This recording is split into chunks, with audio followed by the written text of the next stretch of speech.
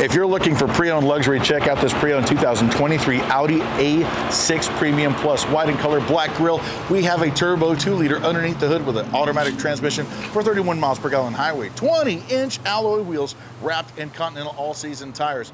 Glass top means sunroof, moonroof for the front. We got wonderful Cordoba leather right here on the doors and also wood accents, and it really sets off the interior. Now, inside of the console is our connectivity, wireless charging, our cup holders, 12 volts of power, of course our center console shift. All of this is touchscreen for our climate control, plus we have 360 degrees of camera system on our center stack. Full digital cockpit, big rubber floor mats, and a premium sound system. Oh yeah.